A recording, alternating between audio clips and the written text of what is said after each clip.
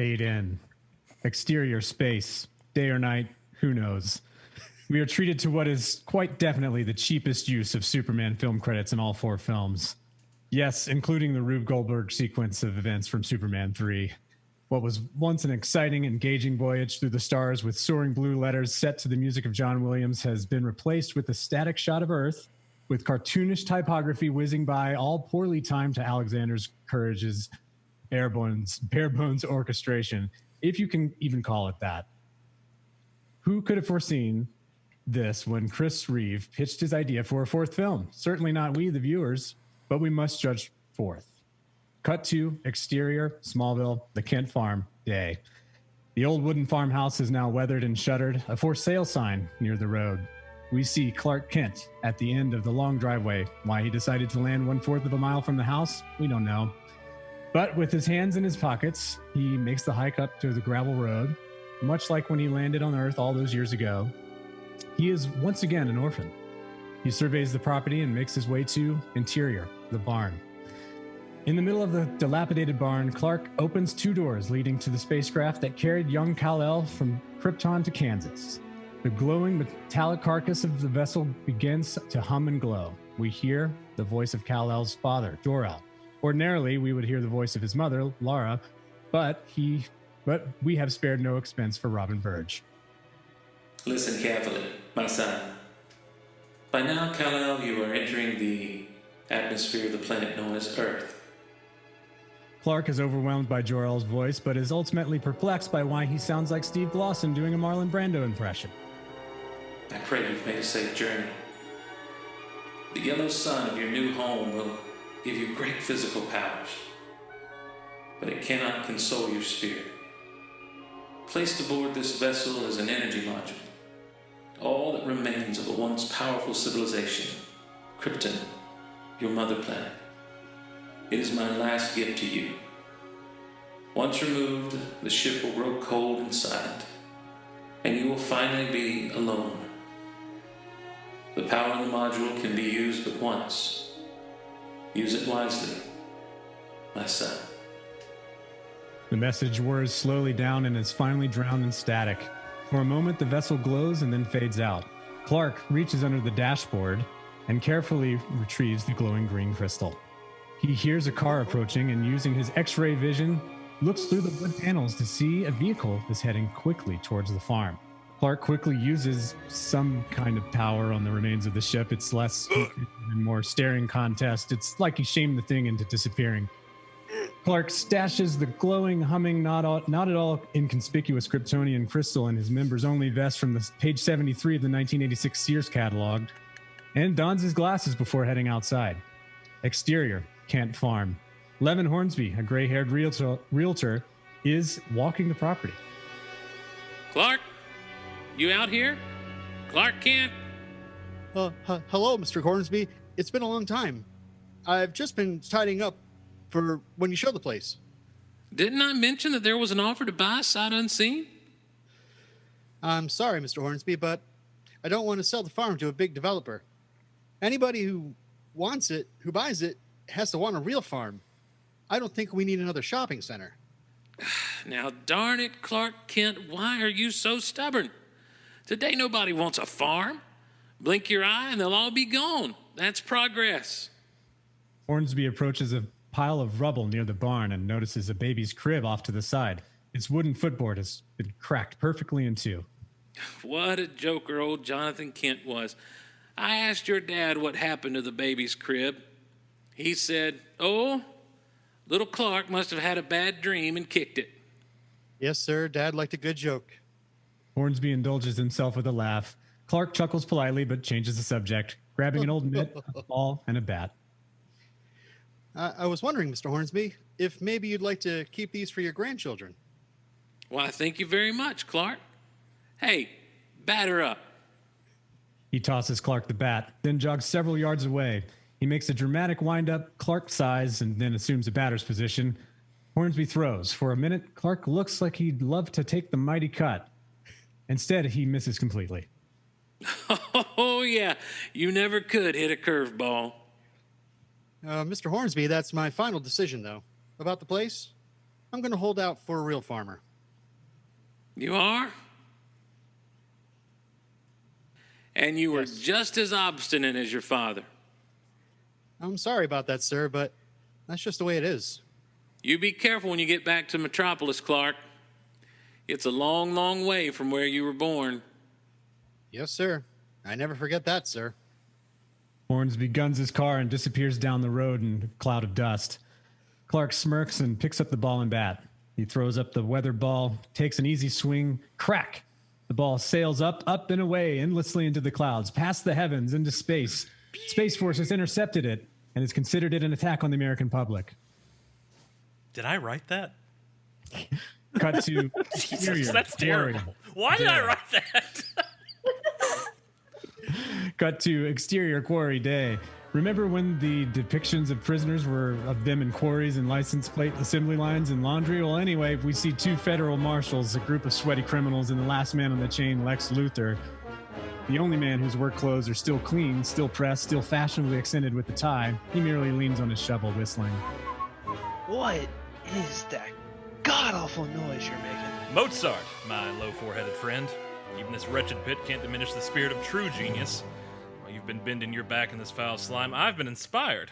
Life itself began in a murky pool, much like this, and a true genius such as myself learns to seize the moment. You're the first to know now that I have a plan to recreate life itself. Luther expects awe. Instead, all he gets is a vacant stare as the inmate squishes a huge mosquito, wiping the remains on himself. Luther, start breaking a sweat or we'll throw you to the wolves. Hey, Luther, let's get them duds dirty. Let's see the little sweat. I'm surrounded by Neanderthals. The sound of a roaring engine makes the marshals jump to their feet. A Cadillac convertible makes its way around the bend, screeching to a halt near the work crew. Music blares from the once state-of-the-art stereo system, perched in the driver's seat, and is the worst-dressed kid in history. Go ahead, picture the worst-dressed kid you can think of. Nope, not enough. This is Lenny Luthor, a vile amalgamation of every clothing pattern and 80s teenager cliche known to man. Yo, Pops, where the hell is this, and how the hell do I get to Fort Lauderdale? You on the wrong side of the state, boy. Oh, no. You got a fine, super fine sound system here, boy. Point of order, my I guess coffee you- table now has a better sound system than this car. I guess you dudes have never seen one of these Sensor Round 100. Yeah, I seen one once in a magazine. Well, heck, come on, get in. What, really? You wanted to hear it, come on. Lenny exits the vehicle, which only makes him more offensive to the eyes. All senses, really. I feel like I can taste his hair. Hop in, Bubba. Let's give it a listen. The marshals exchange childlike grins and slip inside, turning the radio up as loud as it will go. Lenny slides away from the car, slipping his Walkman from around his neck and turning it over to reveal it's a remote control. He quickly begins remotely controlling. The top quickly closes down and locks. Startled, the two marshals are frozen by confusion. The car door locks, clicks shut, the engine starts, windows up, all in a flash. What's going on? Locks. The doors lock shut. Windows. The windows roll shut. Top. The top, you know what? You get where this is going. Lenny steers the vehicle into a sharp drop into the quarry floor as it falls and explodes. Y'all come back to see us now. Did I do okay or what, Uncle Lex? Lenny, I've always thought of you as the Dutch elm disease of my family tree, but this time, nephew, you did fine. Lenny starts cutting the chains from Lex, still bound to the other. Still bound one to the other. The other convicts look on with envy. The one inmate calls out Lex. How about giving us a break too, Mr. Mozart? Just because I use my genius in criminal ways doesn't mean I'm not a firm believer in law and order. You men belong in prison. Are we going to skip the country, Uncle Lex? Lenny, you pathetic product of the public school system. Your Uncle Lex has had only one thing on his awesome mind during his incarceration. Destroying Superman. Cut 2. Interior, subway station, morning. Clark, patiently filing, slowly follows a long line of commuters through the turnstiles. A train has appeared. Lois Lane steps on board. Just as Clark arrives on the platform, she calls after him. Clark! Look, there's not much dialogue in this scene, and I've already been doing most of the heavy lifting, so basically the subway captain, driver, the subway driver suffers the most comical heart attack of all time, and the cars speed out of control. Clark turns into Superman and saves the day. It's Monday in Metropolis. What do you expect? Okay, we do get this one bit of classic dialogue. I want the people to know that our subway system is the safest and most reliable means of public transit. Thank you. Interior, Daily Planet, day. The elevator doors open and Clark rushes off. It's odd, but the hallway is surprisingly empty. You're late, Kent. Right, sir. I promise it won't happen again. Ha! But where is everybody? Remember, kids, this is a newspaper in the 1980s. You've seen the movies, right? There's people everywhere running back and forth on screen. Pretty much the population of Rhode Island works there. The paper's senior staff is crammed into one end of the conference room. At the other end of the table sits David Warfield and his daughter, Lacey, both flipping through pages of the Daily Planet. Clark slinks in next to Lois and Jimmy Olsen. Boring, tedious, abominable. Enough. Well, what's everybody doing here? Regardez. Voila, monsieur David Warfield. That tycoon who owns all the sleazy tabloids? Au contraire. Mon ami. He owns all those sleazy tabloids and the Daily Planet. Warfield and Perry White are squared off like two frontier gamblers. Don't tell me. You only read the pictures. In fact, Mr. White, I only read the ledger. A ledger which the previous owners paid so little attention to that I was able to buy the paper out from under them. The Daily Planet has made money in 3 years. Lacey smiles. She speaks with the clenched teeth, upper crust haughtiness, and the worst eyeglasses of all cinema. And the name of the game is making money. Ladies and gentlemen, my daughter, Lacey Warfield. Nice to make your acquaintance. Lacey is, as the kids say, thirsty for Clark. She made her money the old-fashioned way. She inherited it. Lacey will be helping you, Mr. White. Helping me? Here it comes. Get ready to tie down the chief. Once upon a time, the Daily Planet was a nice paper. Now it's fatigued. I've brought with me mock copies of our new layout. She holds up a tabloid-sized paper with a giant headline screaming, "Summit kaput! Is the world at brink?" Underneath is a picture of a model in a bikini with her hands folded in prayer. The kind of journalism you expect from Fox News. Sir, the world isn't really at the brink. Isn't that headline a bit irresponsible? Maybe. But it's a hell of a circulation booster. Mr. White, don't do anything rash. Rash? There's the rash that infects the world of journalism. If you think I'm going to let you turn this grano lady into one of your bimbos, well, I... Before your dramatic stage exit, Mr. White, may I point out that Daddy holds the... That's just weird. That Daddy holds the contracts, which you will have to honor. Excusez-moi, your spoiledness. Jimmy, why is Lois speaking French?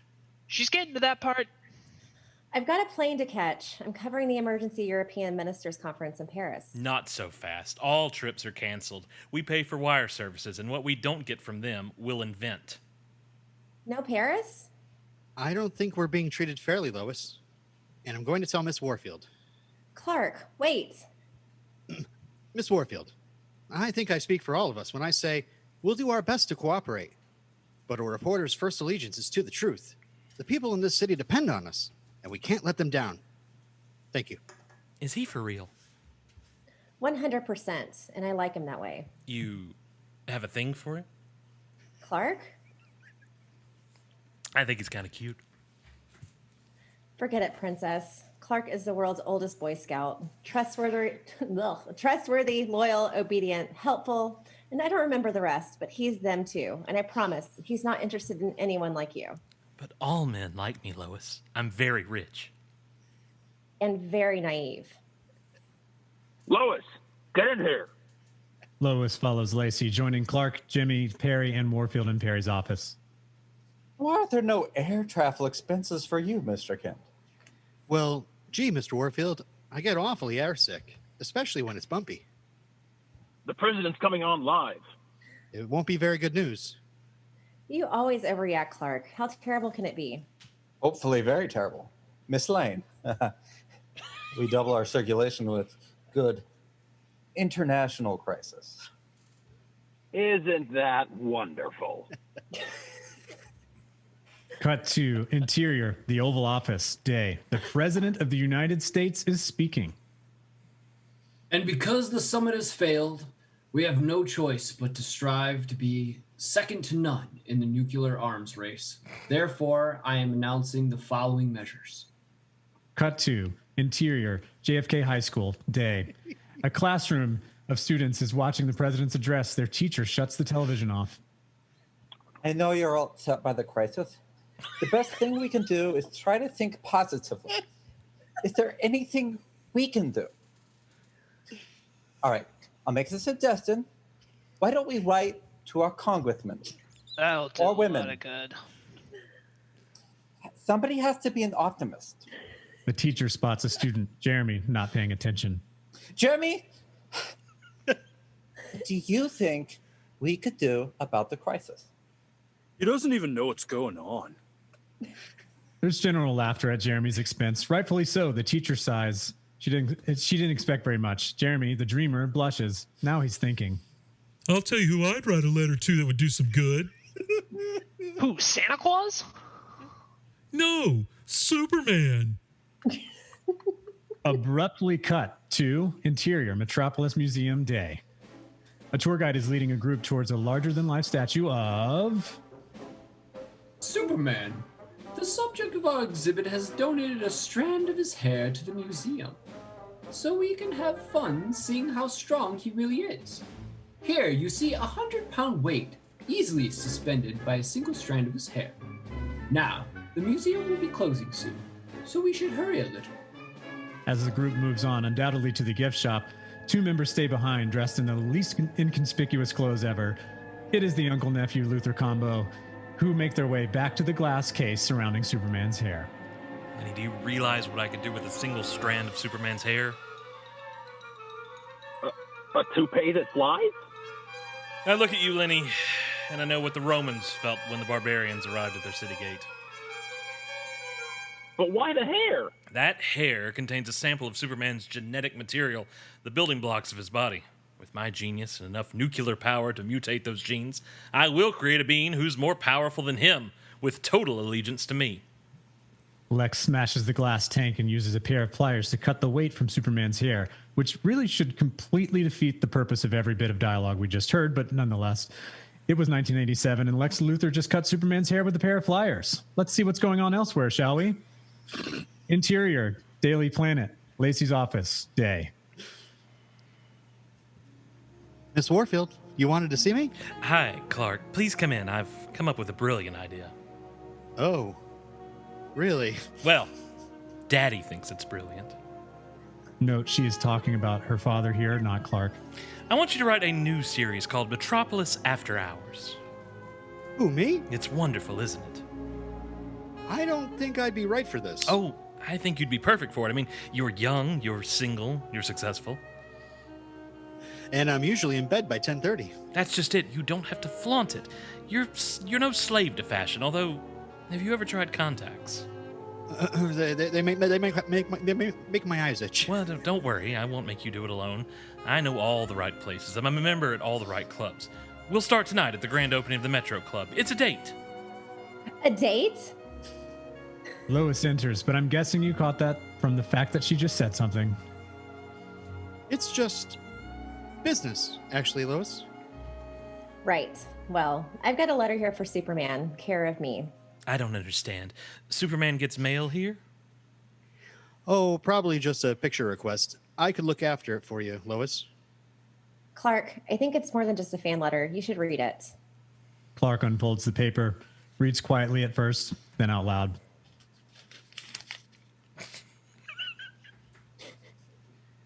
Dear Superman, forgive me for writing to you, but my teacher is speaking about the president's speech on the arms race. Arms race. We're all very unhappy about it. And I said we should get Superman to rid the world of nuclear arms because only he could do it. I don't care if everyone thinks I'm a space cadet. Once you've destroyed all the nuclear missiles in the world, they'll see I was right. Superman can make sure we don't blow ourselves up. Quick and easy. Thanks a lot. I know you'll come through. Your friend, Jeremy. Clark is shaken to his core. Lois gets up to leave. Poor kid. Oh well, I better get back to work. Wait, I think there's an angle in this. An angle? He's just a kid. Oh, Daddy loves whipping up campaigns, and the public loves it. We'll make this kid a celebrity. The whole world will be waiting Superman's answer. Cut to interior Metropolis Hotel lobby. Day. A crowd of reporters has gathered. The door opens and Jeremy descends the stairs. No parents, no guardians, just this lone kid. Waiting for him is Warfield. A bank of microphones has been set by a podium. Warfield ushers the scared boy up to the crowd. Welcome to Metropolis, Jeremy. I'm Mr. Warfield, and this is my daughter, Lacey Warfield. Now, come meet the press. Did you have a good trip? The car had a flat. I'm sorry to hear that. Now turn around, let everybody get a good picture of you. What a boy. Now tell the American public what you told me. I just said I wish Superman would have said yes. Did you get that? They didn't hear you. Say it again loudly. I just said I wish Superman would have said yes. The spinning copy of the Daily Planet front page comes into view with the headline, Superman says drop dead to kid. It sounds hilarious. It sounds as hilarious as it looks. Interior, Daily Planet, day. Jimmy Olsen rushes into the newsroom to find Clark and Lois. Miss Lane, take a look at this. Hot off the press. Oh my God. This time he's gone too far. Look, Clark. Look at that. Can't wait to see the Chief's reaction. Jimmy, Lois, and Clark are staring at the latest edition. Clark is heartbroken. Perry charges through, carrying the papers under his arm. I'm through taking it lying down. Anybody wants me? I'll be downtown. It looks like my father used to look when he went to the bank to ask for a loan. I'm gonna go make sure he's all right. Lois notices Clark staring intently at the headline. She crosses to him. Clark, there's nothing we can do about it. It's Superman's decision now. I'm sure he'll do the right thing. Clark takes the paper and with eyes fixed on the headline, walks out of the newsroom. Cut to interior Fortress of Solitude, night. Superman stands in the center of the Great Cavern. The green crystals containing the history of Krypton give off emerald lights that dance about the Ice Palace. I know I've been forbidden to interfere. Wait, why would Clark take off his glasses? It's fine. Carry on. Hold on a second.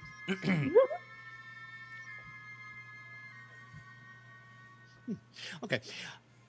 I know I've been forbidden to interfere, but yet the Earth is threatened by the same fate as Krypton's.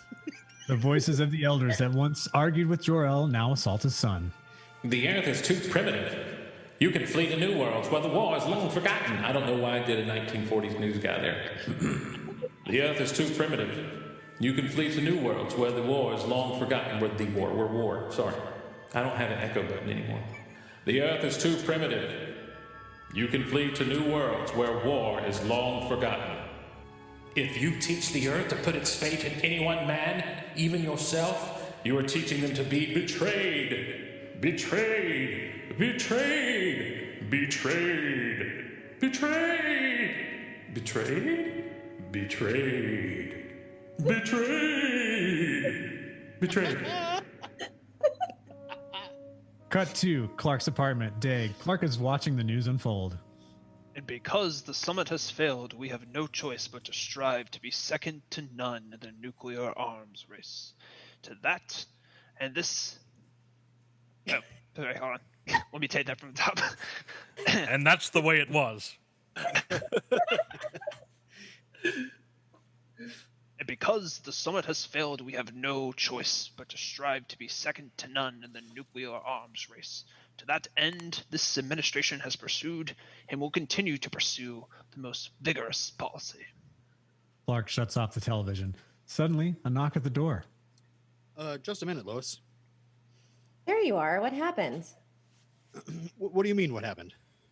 Well, nothing. Just meet me in the lobby at 6 for the awards dinner. Wear something nice and don't be late. Were you talking to some other Lois? Oh, I'm sorry. I completely forgot. Okay, go get your penguin suit on and we'll go. I'd rather not, if you don't mind. got a lot of thinking to do. But you go ahead, okay? Clark, something's wrong, isn't it? Is there anything I can do? Yes, you can, as a matter of fact. Could we get some fresh air? Why did you say it like that?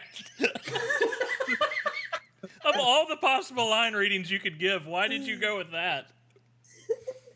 Ugh.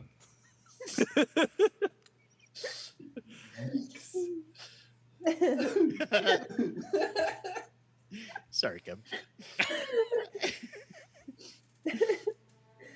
Fresh air? Fresh air, sure. Who needs chickens with all the fixings anyways? The pair walk outside onto Clark's balcony. There, breathe. Do you feel better? Clark doesn't stop walking and takes Lois with him over the edge of the building. Clark, things aren't that bad. Stop. As the intrepid reporters plummet to the ground below, Clark sails off and returns dressed as Superman, catching Lois in his arms and revealing his secret identity to her once again. Superman. Look, there's a lot going on here. Nope. That's correct. actually, I'm fine with it.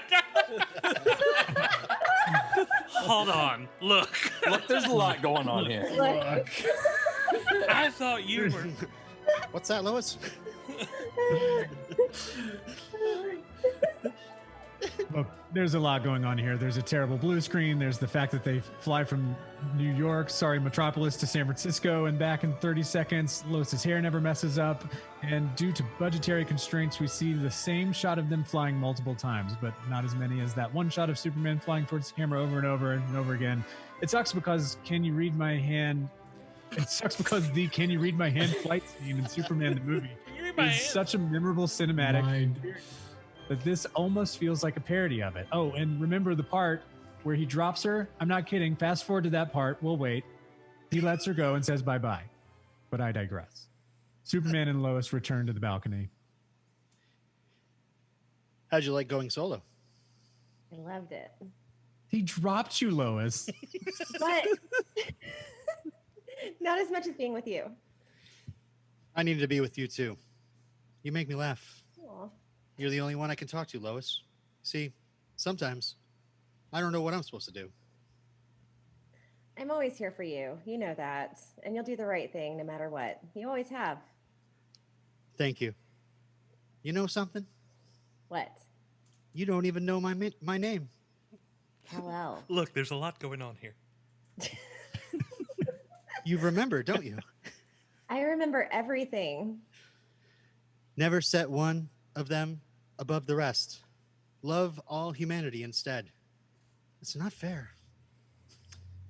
Superman leans in and kisses Lois gently, yet thoroughly enough to mind wipe her yet again, as she's completely forgotten the last 5 minutes and nearly being a puddle of. Sorry, I'm going to start that from the top. Look, there's a lot going on here. Look, there's a lot going on here.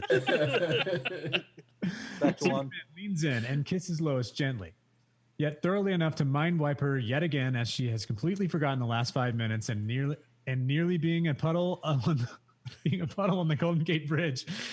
Superman dashes off to change, returning as Clark in a tuxedo. Lois, it's time to go. We'll be late. Huh? What am I doing out here, freezing my butt off? Oh, you wanted some fresh air. Oh, no, that's okay. I don't want to catch a cold. I feel kind of weird, like I'm jet lagged or something. Jeepers.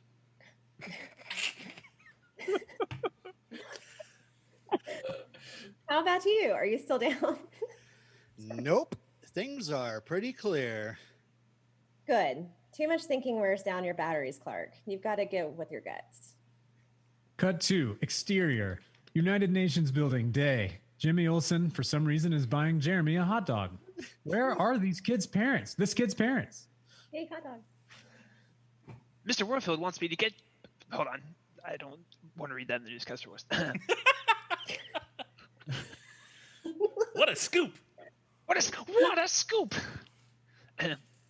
Mr. Warfield wants me to get you shots with lots of local color, but I can't think of anything too special.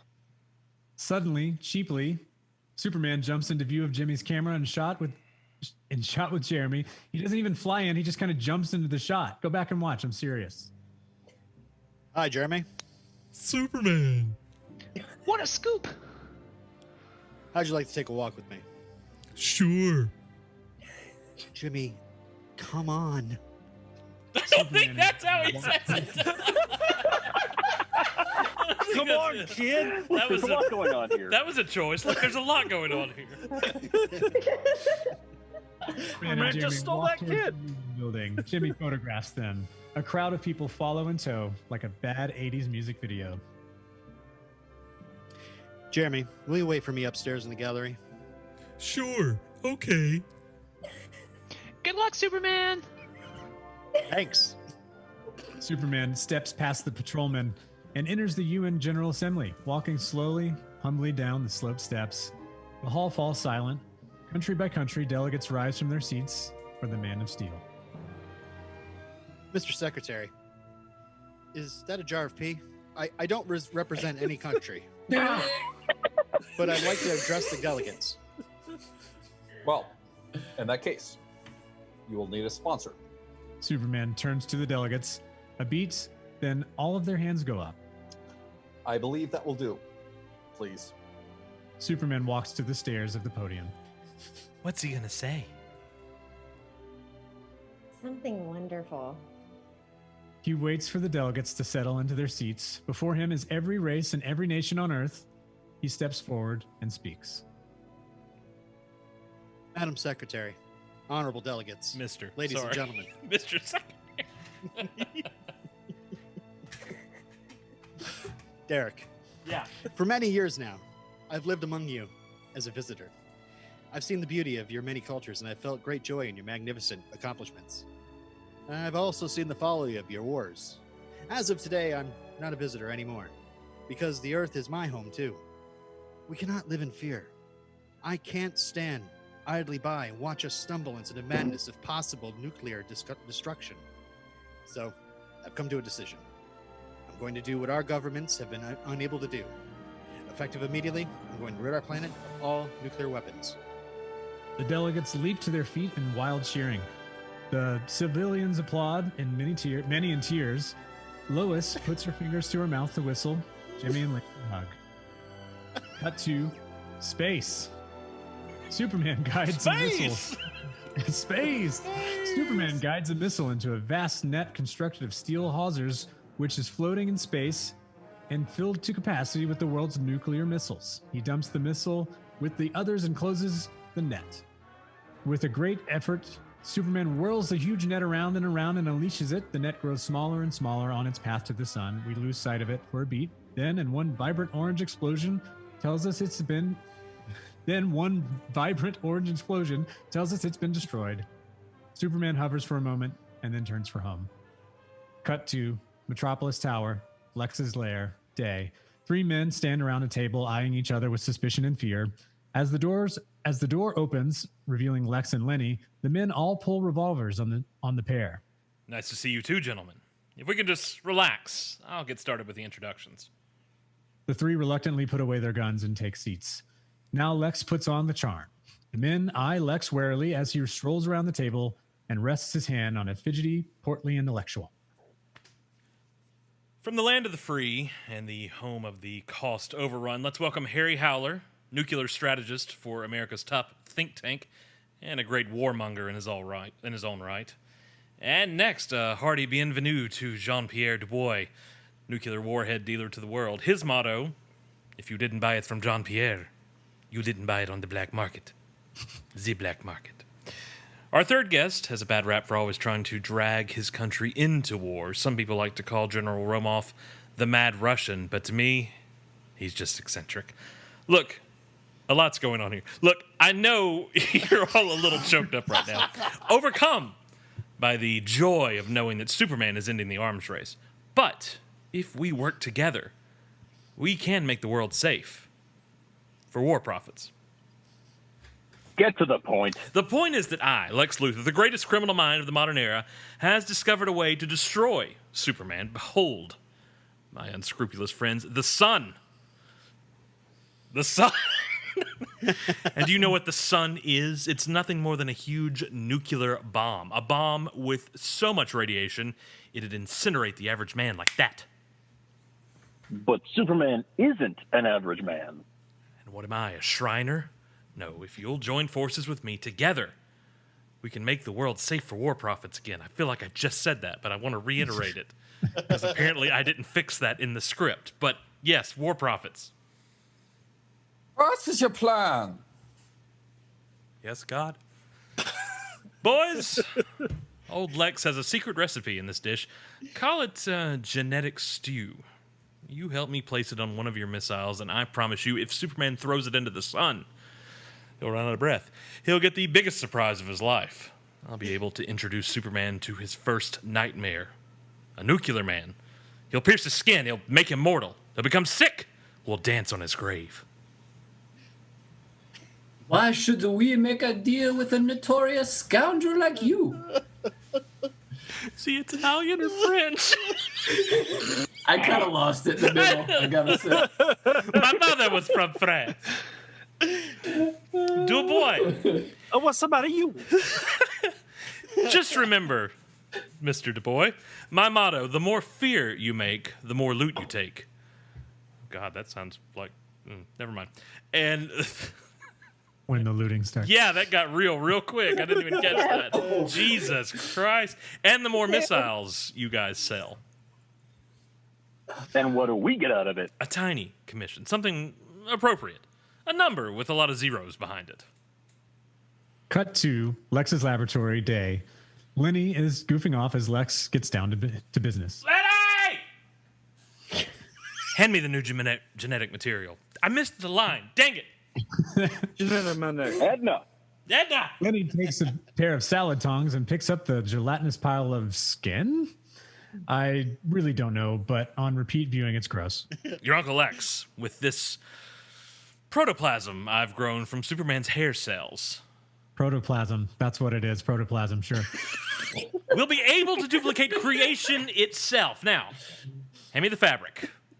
Lenny hands 2 small pieces of gold and black spandex to Lex. Uncle Lex, this ain't gonna cover him. The computer inside will leave enough material to maintain the high moral standards that I've always subscribed to. You know what this means, Uncle Lex? What? We're gonna be parents. Shut up, Leonard.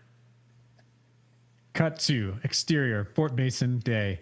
Lex has disguised himself as a general to gain access to a missile launch, placing the lockbox on the exterior of a rocket. As it launches, Superman intercepts the deadly load and hurls it into the sun. As Superman leaves, a solar flare flies away from the star, containing within it Luthor's experiment. Nuclear Man. We examine it as it examines itself. Its rippling sinews glow with the heat of atomic fusion. On his chiseled face is a demonic scowl. The creature is magnificent, illuminous. He circles wildly as if angered by something or someone. Then he shoots for Earth, while a roar that he breathes out in waves of fire. Cut to interior Metro Sport Club day. We see the mirrored reflection of rows and rows of young men and women doing bouncy calisthenics to a disco trash beat. Moving down the rows, we spot Lacey. Next to her, we pick up Clark Kent in a baggy sweatsuit that both obscures his physique and, with his glasses, makes him look more appropriate for remedial education.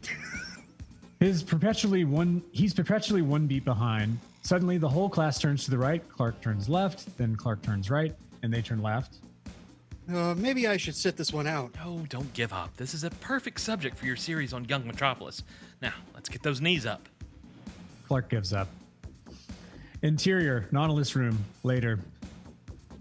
Lacey and Clark and lots of live bodies on the weight machine. Live? It was 4 a.m. On the weight machines. Lacey sits down at an overhead pull bar and counts off a quick 10. Now you try, Clark. We'll start you off easy with 60 pounds. If you say so. Here goes. He starts to pull at the bar, straining as he gets it halfway down. Then he loses his grip. Whoa. It acts like a catapult, sending Clark off his chair and onto the floor. Hey, need some help? Standing over Clark is Paul, a blow-dried denizen of the club, tall, well-pumped, and proud as a peacock. Paul gives Clark a hand up. I guess your friend doesn't know his own strength. He pulls Clark up. Hey, I got just the thing for you. Over here, Clarky. Hey, it's real nice of you to help me out. Here, try this one. He hands it to Clark, who immediately follows the bar to the floor. The whole room laughs at Clark. No pain, no gain. Paul, clearly a dick, walks away to continue his workout while Lacey helps Clark up. He's a jerk. I never noticed it before. Seems like a lot of people I know are jerks. Maybe you think the same thing about me. Maybe that's why you keep avoiding me. Mm-hmm. I won't be ignored, Clark. I'm not avoiding you. I've been very busy and I like you. I really do. Then prove it. Lois is doing an interview with Superman about his peace mission. Yes, I know. I'm sure it'll be a great story. I'll just invite them both to my hotel suite and we'll have high tea. It's very chic. Gee, I don't think... Come early. The view is so romantic from my balcony. Paul comes over to have another joke at Clark's expense. He tests the largest barbell. It won't budge, then taps Clark. Could you hand me those weights, Clark? Distracted, Clark easily tosses the heavy weight into Paul, who flips over backwards with it, crashing into the floor, pinning Paul beneath it. No, not those. The other one. No pain, no gain? Cut to interior Metropolis Tower, day. Lex is, I'm really not sure. There's no explanation for what Lex is doing here. He's dancing with the woman dressed up like Marie Antoinette. I'm not even sure Gene Hackman knew what was going on here. Suddenly, a soaring sound flashes past the building. Did you hear that? You're spooking me out, Uncle Lex. I keep forgetting Frank's there, and then his voice comes back. It's wonderful. There! Lenny literally jumps behind Lex. They squint and shade their eyes from the reveal of Nuclear Man. I'm incredible. Uncle Lex, He's beautiful. Perfect. Welcome home, Nuclear Man. Your father's happy to see you. There's a lot of daddy issues in this. Nuclear. Lex approaches Nuclear Man and lights his cigar from off the knockoff wrestler's fingertips. The power of the sun has given him internally generated heat. Again, I'm a genius. You are nothing. Okay. I am the father now. Oh, you have my voice. No, you have my voice. That's weird. Just remember, I made you. Yeah, you're just an experiment, freako. His eyes flick over to Lenny, seeing him almost for the first time. He slowly raises his hand towards him and sends him spinning. Oh, no. I am an experiment. I am freako. I was just kidding about that freako line. If anybody's a freako around here, it's gotta be me. Have you seen how I dress? Oh, wow. I'm breakdancing. Hey, this rocks. Why is it funnier that he's on a phone? I don't know why it makes it funnier, but it's like 100 times funnier that he's calling in as John Cryer. I made you, Nuclear Man, and I can destroy you. Destroy? Destroy Superman now. I just want to say, I didn't take the line from the movie. That's actually Jason Spencer doing a pretty damn well spot on Nuclear Man. You remembered, you sweet thing, but not quite yet. No, come here, and we'll discuss when the proper time is. Nuclear Man has stopped in mid-step. He has stepped out of the shaft of sunlight and into the shade. He's still immobile. Lex and Lenny move back to him. Lex reaches out and touches him. He's like cold. Well, almost went into Ernest Goes to Camp. Why, of course it is. Of course he is. That's his one vulnerability. That's the only way he can be stopped. What? Lenny, my loudmouth nephew, he gets his energy from the sun. Without it, he's like you at night. Useless. Ooh. Cut to interior, the Warfield suite, day. A table for four has been prepared by the window. Lois checks herself in the mirror. Lacey hurries out from her room. She's poured into a sexy dress. I've never had a double date before. Can you tell? This is fun. How do I look? Illegal? Just like you looked in the 6 other dresses you tried on? Damn.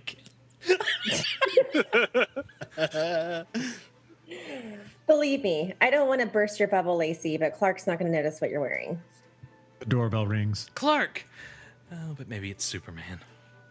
Lois slides open the balcony door. Superman likes to make a different kind of entrance. Lacey answers the door to find Clark. Hi, Clark. Hello, Lacey. Can anybody break a 20? The cabbie didn't have any change. Let me get my purse. Oh, hi, Clark. You're not going to believe the list of questions Mr. Warfield gave me to ask Superman. Look. She hands a typed piece of paper to Clark. Are you or are you not part of a plot to weaken our national defense? It's her father's gray matter that's weakened, if you ask me. How can I ask Superman such a dumb question? Politely? I've got $18 in my American Express card. Sorry, Kim, that's you. Wrong color. Oh, he just confused me. Sorry. I'm just looking for purple. Listen, Clark, she really likes you to know. Now you fucked me up. Sorry. Look, there's a lot going on here. Listen, Clark, she really likes you, so notice her dress. Hey, neat dress. I'll be right back. He leaves and the doors close. Sound whoosh. Whoosh. I was gonna say whoosh. Can you do that again? I guess it's going to be another reading on that. He leaves and the door is closed. Whoosh. A beat and Lacey reopens the door. A flash of Superman's red and blue turns the corner. What's that? Idiot, what do you think it is? It's our other dinner guest. Superman walks in from the balcony. Hi, Lois. It's been a long time. Since a rock and roll.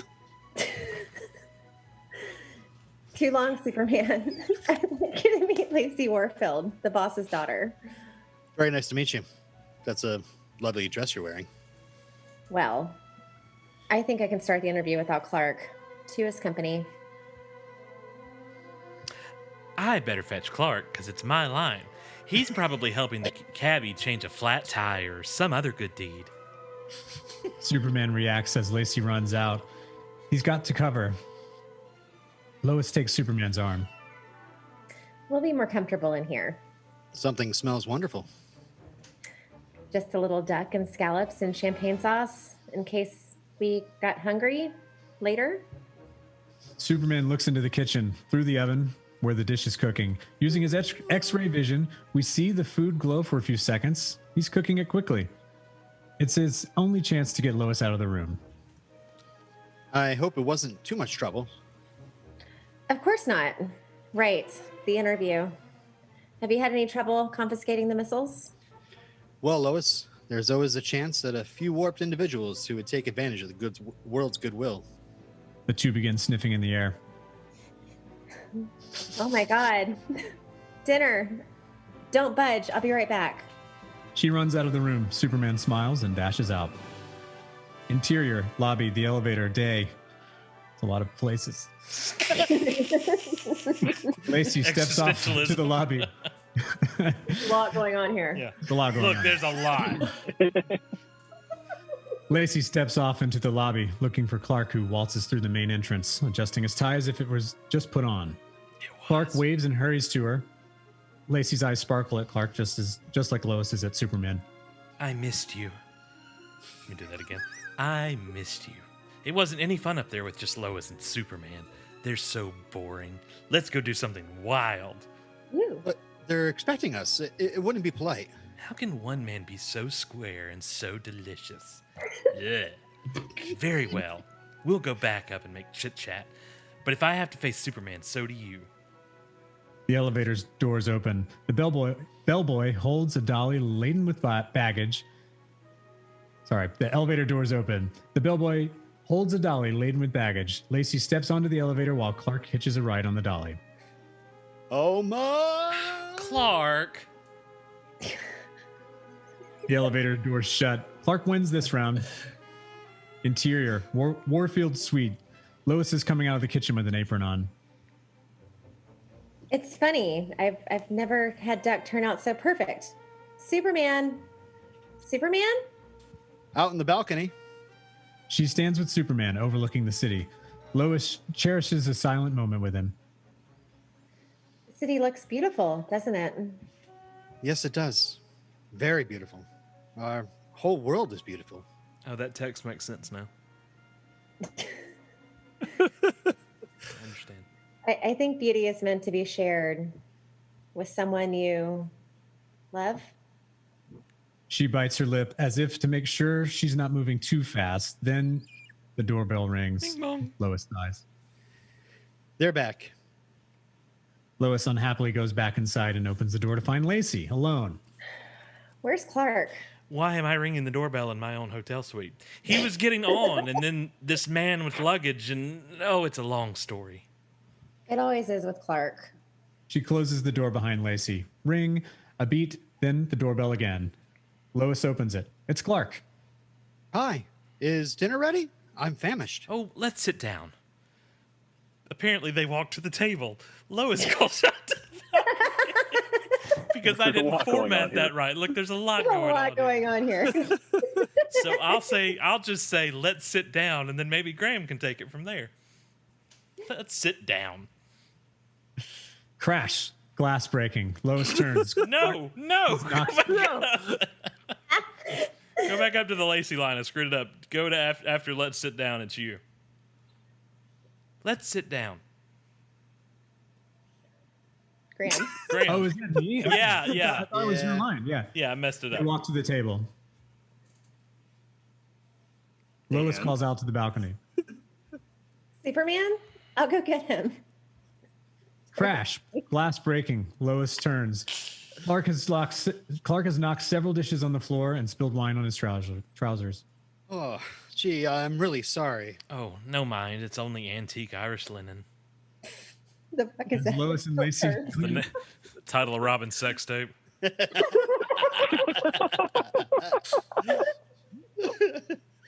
As Lois and Lacey clean up the mess, we hear another whoosh as two red boots appear near the debris. Careful. Don't cut yourself. Now the girls hear Clark's voice. I better go wash this off before the stain sets. Now we can eat. Only neither Clark nor Superman is there. Now they're both gone. This is getting ridiculous. And nobody sees it? What? In the kitchen, Clark is looking out the window when suddenly he sees the face of Lex Luthor on a video billboard. Some enchanted evening, you may see a stranger. Look at me. I finally made it on Broadway. Don't worry, Blue Boy. You're the only one who can hear me. It's my own frequency. Think of it as Lex TV. Now, look to your right, tall, dark, and handsome. I'm about to blow 20 stories off Metropolis Tower. Give or take a floor or two. The image fades and the billboard returns to flashing ads. Lois is at the table setting out the salad dishes. Superman appears. I'm terribly sorry, Lois, but an emergency has arisen. Please apologize to your guests. Good night. Wait. Tell me. I'll cover it. Cut 2. Exterior. Metropolis Tower. Day. Superman circles the building cautiously before landing on the observation deck and entering Luthor's lair. Guess who? It's your old friend Lex. Luthor, I suspect if you had actually planted a bomb, you'd be miles away from here by now. Silly me. How do I ever think I can fool the super guy? You're right. No bomb. I just knew you were too busy with World Peace Bit and to make a social call. I'm going to do that line again because I screwed it up. Silly me. How do I ever think I could fool the super guy? You're right. No bomb. I just knew you were too busy with the World Peace Bit to make a social call. I confess. I tricked you. Hey, you look great. This is my nephew Lenny. He worships me. The dude of steel. Boy, are you gonna get it. It's so funny he's on a phone. It is funny. It's hilarious. Look, there's a lot going on. If you have any social skills, you've learned them from a rattlesnake. Never mind the small talk. Just what are you up to? You know something? You are a workaholic. A good guy, 24 hours a day. You should stop and smell the roses sometime. Take up a hobby. Get a pet, a kitten, or a puppy. It's common knowledge you hate children and animals. Why are you back in Metropolis? Why? Because I want to be the first one to introduce you to a new kid on the block. A blinding light begins to descend from the sky, floating over the top of the skyscraper. Superman turns to look as landing on the deck comes the impossible vision of the Nuclear Man. Look closely at his cell structure. See anything familiar?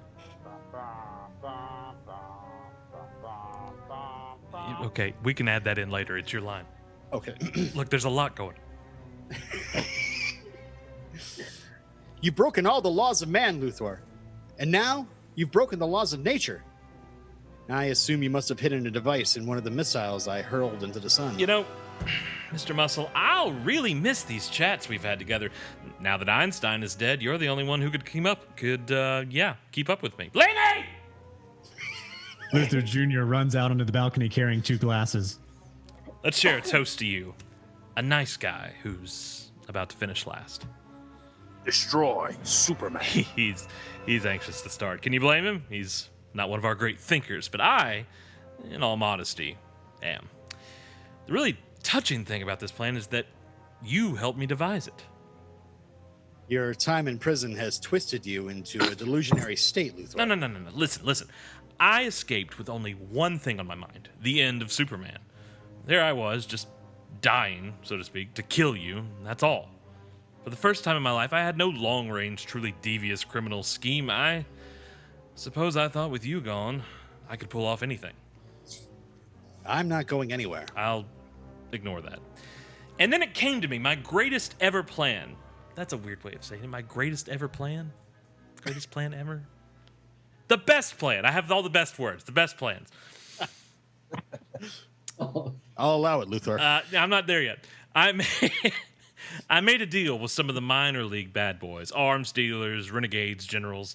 You know the type. With you gone, we'll make a fortune rearming the world. You'd risk worldwide nuclear war for your own personal financial gains? Nobody wants war, Superman. I just want to keep the threat alive. A mind is a terrible thing to waste, Lex Luthor. And you've wasted yours on this foul monstrosity. I'm taking you in. Good night, sweet prince. Parting is inevitable. Destroy Superman. First, I have fun.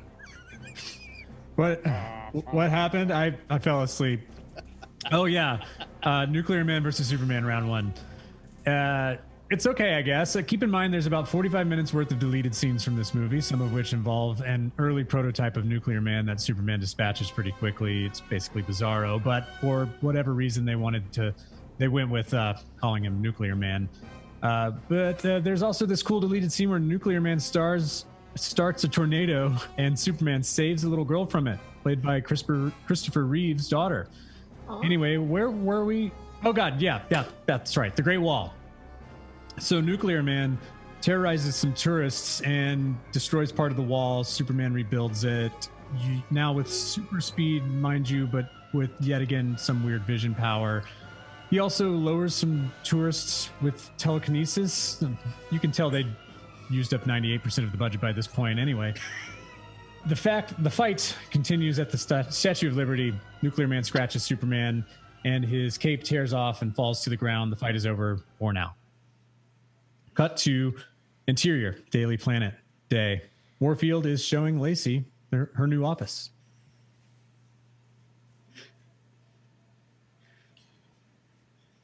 I said, you'll get to run one of our papers yourself, and I meant it. Well done. That's very thoughtful, Daddy. Now Lois barges in between. She notices Superman's crumpled cloak in a heap on the desk. She's holding tomorrow's front page that reads Superman dead. This time you've both gone too far. From now on, you can print your rag without Lois Lane, and you're sure as hell have no right to this. She storms away carrying Superman's cape. Lacey starts to go after Lois. Darling, it's good riddance. Let her go. And while you're at it, fire that Clark Kent. He hasn't been here in days. I know. He hasn't even called me. I'm sorry. I'm worried about him. Didn't we have a little talk about personal involvement with The Help? Now that you're the publisher, I picked the wrong time to open a drink. I'm sorry. Daddy? Yes, darling. Stuff it. Cut to Daily Planet Bullpen Day. Lacey catches up to Lois, who is wrapping up Superman's cape. Lois, I'm sorry. I promise you I had nothing to do with that. Have you heard from Clark? No. She lowers her head, grabs the cape, and darts out of the newsroom. Cut to interior, Clark's apartment, night.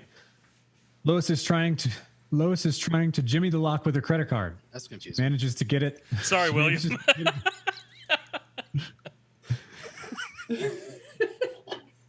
She manages to get it open and to find Clark in the dark, wrapped in a blanket on the couch.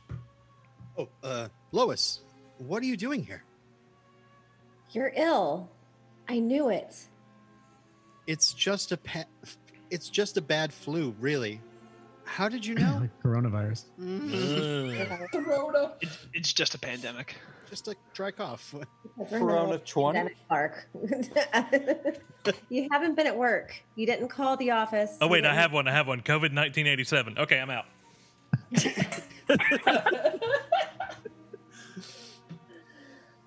You haven't been at work. You didn't call the office. You didn't even call me. How could you not call me back?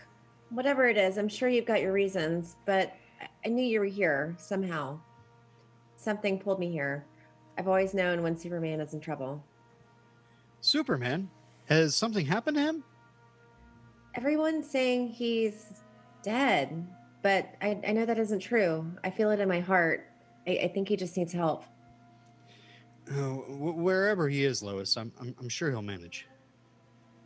But if he wasn't able to manage, if he really was in trouble, then I'd want to tell him some things. I'd want to tell him that I cherish the time we spent together.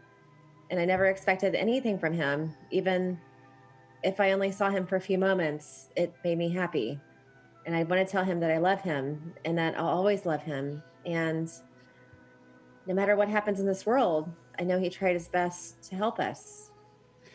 I know he'd thank you, Lois. Listen, I'm pretty tired, so I think I'll just rest here for a while, okay? I'll be fine. It's okay. Please? I hope you feel better, Clark. If you do see him or hear from him, he might need this. She hands him the cape wrapped in a brown paper bag. He might need that. What? Sorry. That one's on. Runs off. That one's on me. Look, there was a lot going on.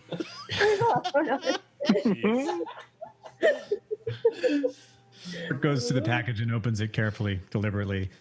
The unmistakable red of Superman's cape spills out. Cut to Metropolis Tower, Lex's lair, day.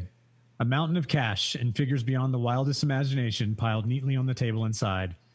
Lex Luthor sits across from Howler, Du Bois, and Romoff. Waiting politely as they huddle, finally, the three villains turn to Lex. Lex, we all appreciate how you've supported us lately, and in recognition of your hard work, we've decided to increase your commission to 12%. Gee, guys, 12%. That's swell of you. But I've got another idea. He snaps his fingers. Walking into the room, the nuclear man. Waves of heat shimmer around his menacing body. Lex stands. His words sound like commands. He moves to the pile of money and fondles it. Gentlemen, I've decided to assume full control of all your operations. As my first official act, you're fired! And according to my calculations, your share of the profits come to, carry the two in round numbers, nada, 0, zip. You're mad! Nuclear man roars. Romoff cowers and runs out. The others quickly follow. Dane, can I get that? Can you take it from that again? Yeah. I'm actually a little upset that you didn't say you're fired. Yeah. You're fired. Oh. No, I'm kidding. Well, I heard Frank sigh from the woods on a phone. Like, that's how bad. I heard of all of us on high-speed internet. That's the sound I heard. Look, Romoff, if you need a reference while you're looking for work, forget it! It's a nice bit, Nuclear Man. I'm going to start that again. It's a nice bit, Nuclear Man. You're good. By brain power, and you're, well, frankly, Braun. The possibilities are staggering. I could be Emperor, King. Did you see how scared those guys were? What do you fear? That voice in the middle of the night. Me, now? Superman dead and you on my team? It's like, I'm the coach and you're the best power forward ever. It's weird. Basketball? Best power forward. Yeah, Power bottom, maybe. That's where that's where my mind went. Hey-o. Woo! Title of Robin sex tape. Title Robin sex tape. Thank you. High five. High five, take Frank. that. Ding. Apple. Now with Superman dead and you on my team, Nuclear Man, it's like I'm the coach and you're the best power forward ever. What could I have to fear? Destiny. Cut to interior Clark's apartment. Day. Clark, beaten and dying rapidly, pulls out the Kryptonian pistol from his members-only vest. From the beginning of the movie. Spit everywhere. It's a little late for the plot points at this time stamp in the film, but he remembers Jor-El's words that all remains of Krypton's energy lies here and can be used but once. Cut to exterior, the streets of Metropolis. Day. Nuclear Man's horny, y'all. He's got a picture of Lacey in the pages of the Daily Planet and has gone to make her his queen. Fortunately, Superman has returned and stops him from terrorizing citizens. Where is the woman? You'll never find her. So gross. I just picture animal. Woman. It's so gross. The Clear Man's gonna get me too. This is bullshit. Woman. If you will not tell me, I will hurt people. Nuclear Man begins setting blaze to the cars and buildings on the street.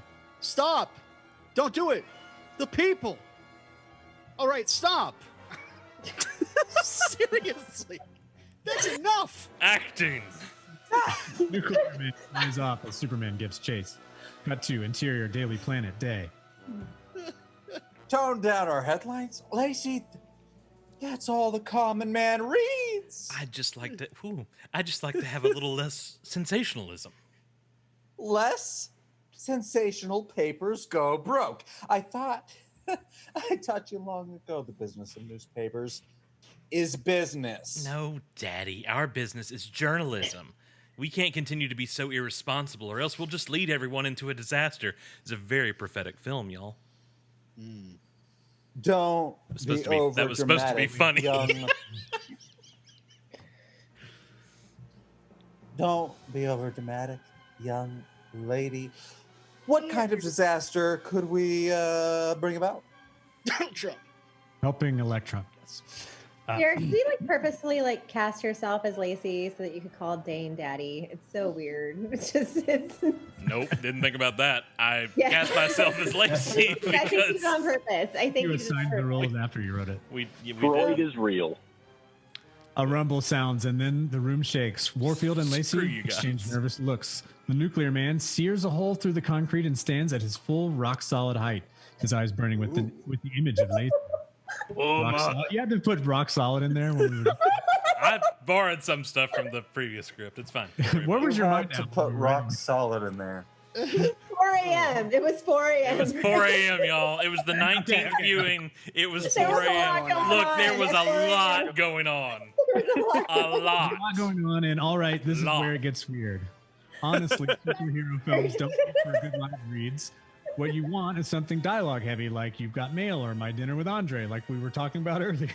Call that. But I'll do my best. Nuclear Man takes Lacey into outer space. Yes, you read that right. He flies her out of Earth's atmosphere and into space with no protection, and she doesn't die. I mean, I know it's the 80s, but we can only excuse so much. Honestly, there's some good subplot here that got left on the cutting room floor where Nuclear Man decides to destroy the world, and the US and Russia nearly launch nukes to take him down, but Superman intervenes. There's also more scenes with Lacey, Lex, and Lenny. There's a fight on the moon where Superman stands the American flag again, which is really one of the coolest scenes in all 4 movies. Then Superman moves to the moon to cause an eclipse to render Nuclear Man powerless. But I can't do. That's right. I moved to justice. the moon. So please enjoy this WWE commentary.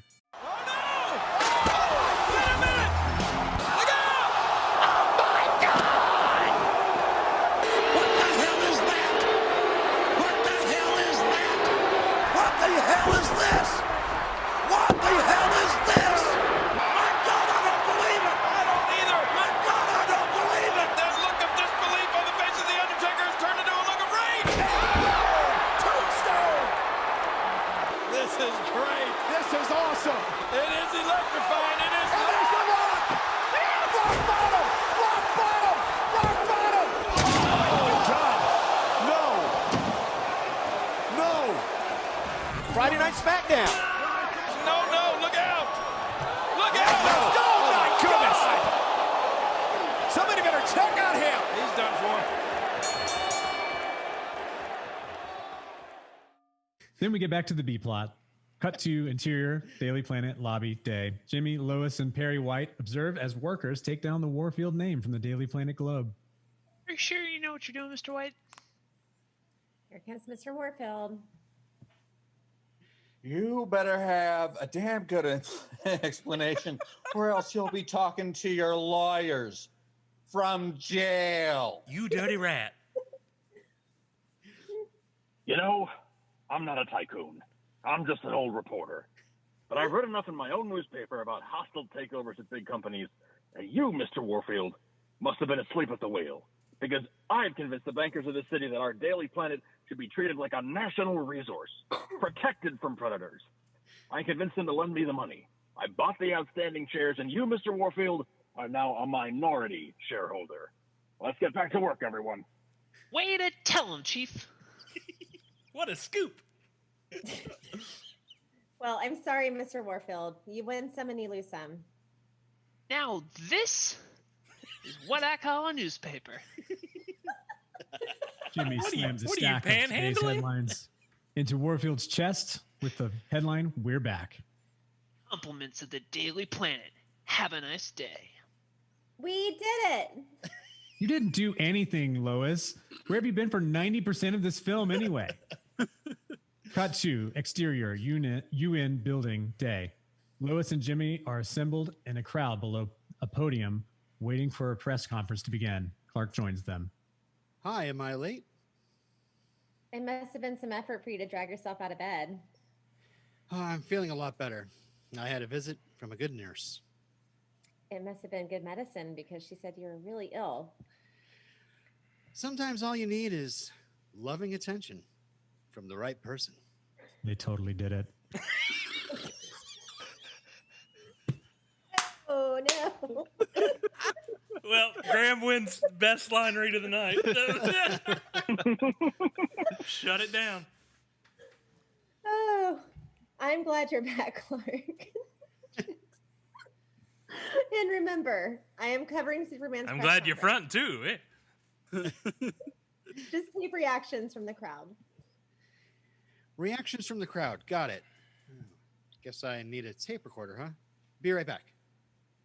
Same old Mr. Kent. He'll never change. As soon as Clark dashes off screen, he flies into frame as Superman, taking his place at the podium. How are you doing, Superman? Jimmy, Lois, it's good to see you again. Good to see you, too. Ladies and gentlemen, once more we've survived the threat of war and also this script and found a fragile piece. That's fair. I'll allow that. That's fair. I thought I could give you freedom for more and a fun night with me. I was wrong. It's not mine to give. We're still a young planet. There are galaxies out there, other civilizations for us to meet, to learn from. What a brilliant future we could have. And there will be peace. There will be peace when the people of the world want it so badly. Their governments will have to give it to them. I wish you could see the Earth the way that I see it. Like how I left Lacey in orbit. Because when you really look at it, it's just one world. Beautiful speech, but 33 years later, we're no better off. Well, that got dark. Anyway, let's check in on what happened with the Luthers. Exterior, Metropolis Highway, day. Lex and Lenny speed along out of town and away from Superman. You think he'll find us? Never. We'll lay low for a while. A couple of years. I'll come up with a new plan. Good thing I brought my drums. A beat, not literally, but suddenly the convertible begins lifting upward. Lenny leans out and looks down. Uncle Lex, you're not going to believe this. Superman. Cut to exterior, Metropolis Catholic School, day. Superman lands carrying Lenny, delivering him to a priest. Morning, Father. This kid's been under a bad influence. Can you help? Every boy can be helped. Ooh. I think you're right. Good luck, son. Yeah, we're just gonna breeze right past this and over to Lex's fate. Exterior prison quarry day. Superman drops Lex right back where he found him. Hey, Mozart's back. All right, take him away. Thanks, Superman. Come along, Luther. Just one thing. How did you beat him? High school physics. I had time to figure out that if it was born from the sun, that had to be its energy. Is the world going to be vaporized? No, Luthor. It's as it always was, on the brink, with good fighting evil. See you in 20. Superman flies off into space. There's an alternate ending where he flies Jeremy into outer space with him, presumably killing him just like Lacey, because what happened to her? We never see her again. Regardless, Jeremy tells Superman he can see the oceans and the storms, but no borders, and can't tell where one country begins or ends. Good. If you can see it, and I can see it, maybe someday everyone will see it. Anyway, it's kind of a sweet ending, minus the whole no oxygen freeze to death thing. Fade out. The end. If I could change. If I could change. Everybody can change.